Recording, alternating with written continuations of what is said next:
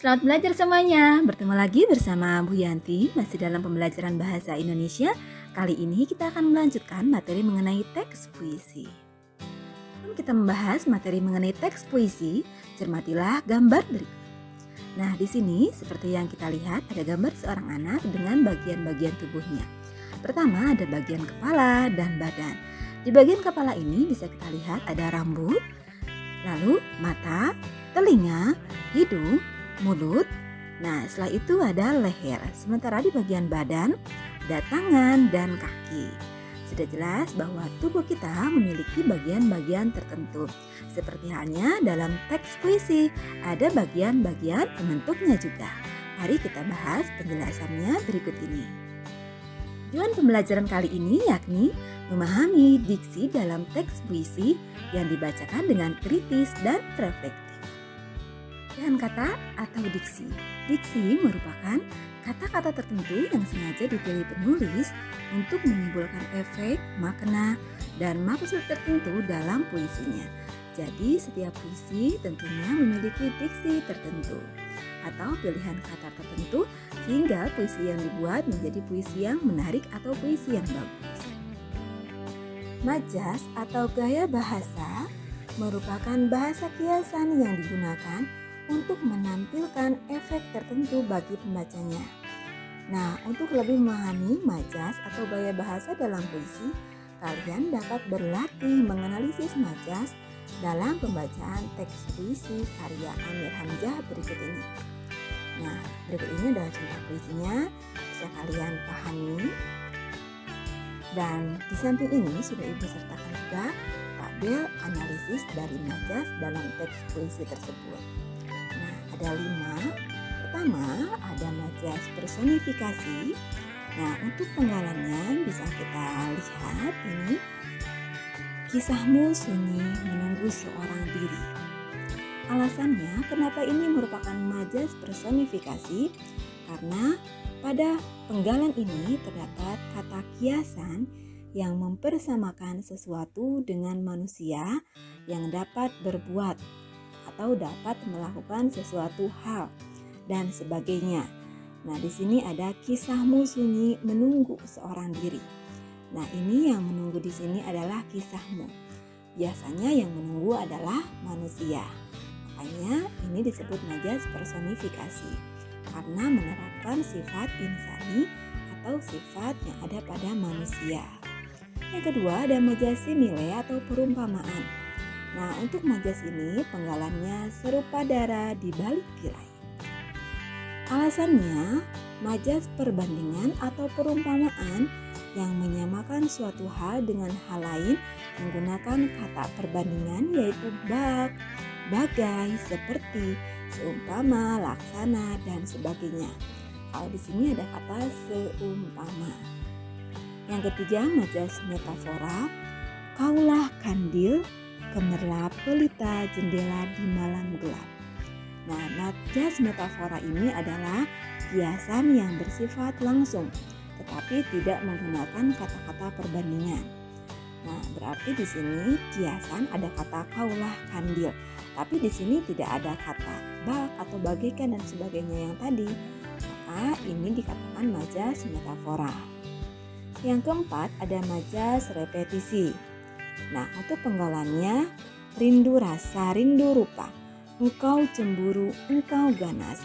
Majas repetisi ini adalah majas yang mengulang kata-kata dengan maksud memberi efek penguatan atau penegasan. Yang diulang di sini ada kata engkau ya, engkau dan rindu. Yang kelima ada majas hiperbola. Nah, di sini penggalannya habis kikis, segala cintaku hilang terbang, pulang kembali aku padamu. Majas hiperbola yaitu majas yang berusaha memberikan penekanan dengan cara melebih-lebihkan sesuatu hal. Di sini ada kata habis kikis, segala cintaku hilang terbang. Oke, ini untuk penjelasan mengenai majas. Yang kedua ada pengimajian atau citraan. Pengimajian atau citraan merupakan kata atau susunan kata yang dapat menimbulkan efek khayalan atau imajinasi pada diri pembacanya. Pembaca seolah-olah ikut merasakan, mendengar, melihat, meraba, dan mengecap sesuatu yang diungkapkan dalam puisi. Nah, ada beberapa jenis citraan berdasarkan efek imajinasi yang ditimbulkan pada pembaca, yaitu pertama ada citraan, penglihatan, pendengaran, perabaan, pengecapan, penciuman, dan citraan gerak. Ini menurut pendapat Pradopo tahun 2012. Nah, berikut ini analisis pengimajian atau citraan berdasarkan kutipan puisi. Yang pertama ada puisi yang berjudul Kebun Hujan. Untuk kutipan puisinya, sebuah hari kulihat bunga hujan dan daun-daun hujan berguguran di kebun hujan, bertaburan jadi sampah hujan. Nah, ini merupakan pengimajian penglihatan.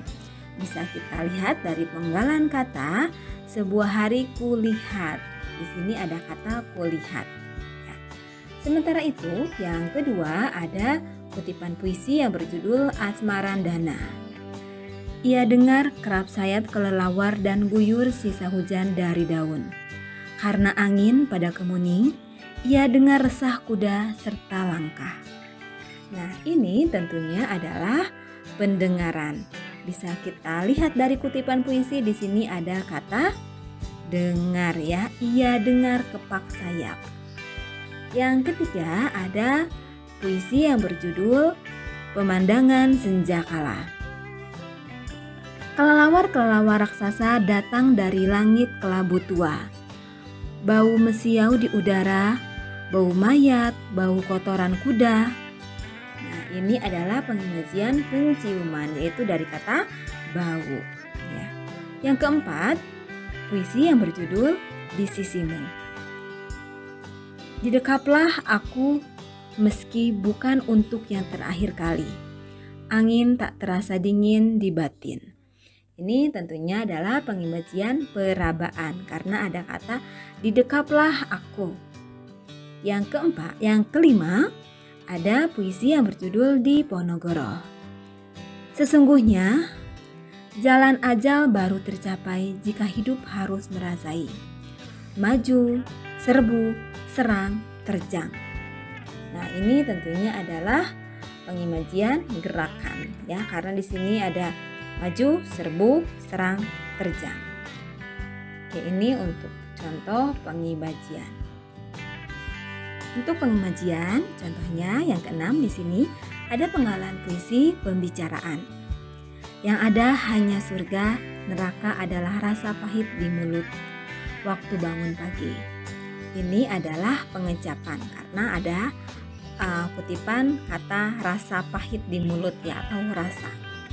Yang ketujuh, puisi yang berjudul Kebun Hujan. Aku terbangun dari rimbun ranjang, menyaksikan angin dan dingin hujan bercita-citaan di bawah rerindang hujan. Ini adalah pengimajian penglihatan karena ada kata aku terbangun dari rimbun ranjang menyaksikan angin ya. Ini tentunya penggalannya atau kutipannya ada kata menyaksikan. Kalau menyaksikan berarti melihat. Yang kedelapan, di sini puisi yang berjudul Di Tengah Jalan. Sayup-sayup terdengar suara kereta penghasiban. Gerbong-gerbong dikosongkan, tinggal muatan kematian. Di tengah jalan terdengar lolongan bersahutan. Ini tentunya pendengaran karena ada kata terdengar.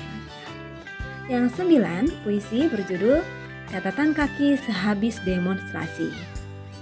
Untuk puisinya, aku melihat diam, tak seorang saja, tapi satu bangsa. Kulihat batu, padahal manusia menunggu waktu. Oke, ini tentunya penglihatan karena ada kata melihat diam ya, kata melihat. Yang ke-10, suara trompet akhir tahun. Di ujung malam sedingin es dalam kulkas. Apa yang kau harap dari surga? Trompet akhir tahun? Nah, ini adalah perabaan ya. Tentunya di sini di ujung malam sendirian ya, es dalam kulkas, apa yang kau harap dari surga, trompet akhir tahun di sini ya. Yang ketiga ada kata konkret. Secara umum, kata konkret adalah kata yang rujukannya lebih mudah ditangkap oleh indera. Kata konkret dapat berarti nyata, berwujud, atau benar-benar ada. Berikut ini analisis kata konkret dalam puisi yang berjudul Hujan di Bulan Juni, karya Sapardi Djoko Damono, dan Cintaku Jauh di Pulau, karya Hairil Anwar. Nah, berikut ini adalah analisis kata konkret dari kedua puisi tadi. Yang pertama ada kata pulau. Pulau bermakna suatu tempat atau lokasi tinggal seseorang. Yang kedua perahu, yaitu alat transportasi atau tumpangan yang digunakan si aku. Yang ketiga ajal, yaitu kematian atau akhir kisah hidup. Selanjutnya ada air, itu keadaan atau suasana atau lingkungan. Dan yang kelima jalan. Jalan bermakna riwayat atau kisah hidup yang dilalui si aku. 4. Kata konotatif. Kata konotatif merupakan kata-kata yang berasosiasi. Nah, asosiasi sendiri merupakan keterkaitan makna kata dengan hal lain di luar bahasa. Dalam hal ini, makna konotatif timbul sebagai akibat asosiasi perasaan pembaca terhadap kata yang dibaca, diucapkan, atau didengar. Pada kata konotatif, makna telah mengalami penambahan atau pergeseran dari makna asalnya. Berikut ini adalah contoh kata konotatif dalam puisi Candra karya Sanusi Pane. Nah, untuk puisinya silahkan kalian baca. Untuk analisisnya itu dalam puisi di atas terdapat larik, kuda bernafas nyata. Kata nyata umumnya mengikuti kata api atau sebagai penjelas dari kata api. Kata nyata juga dapat diartikan sebagai hidup ya, atau bertenaga ataupun berkobar. Jadi kata nyata di sini bukan nyata yang sebenarnya. Dalam hal ini ada kata nafas kuda yang menyala, sebenarnya bermakna sosok kuda yang memiliki semangat berkobar atau kuda yang kuat serta bertenaga. Jadi kata yang ditulis bukan makna yang sebenarnya. Nah, sementara itu di larik berikutnya ada kata yang mengandung konotasi. Di sini katanya penggalannya waktu berhenti di tempat ini atau tidak berombak diam semata. Dalam puisi tersebut waktu dikatakan tidak berombak atau dalam keadaan tenang. Nah, kata-kata tersebut ini tidak menunjukkan makna sebenarnya, tetapi bermakna tidak ada gangguan, damai atau tentram. Ini adalah contoh analisis dari kata bermakna konotatif. Bagaimana? Sudah cukup jelas untuk penjelasan hari ini?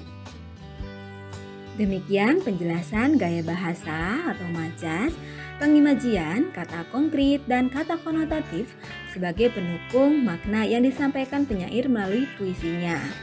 Nah, berikut ini ada latihan yang harus kalian analisis, yaitu dari puisi yang berjudul Ibu, karya D.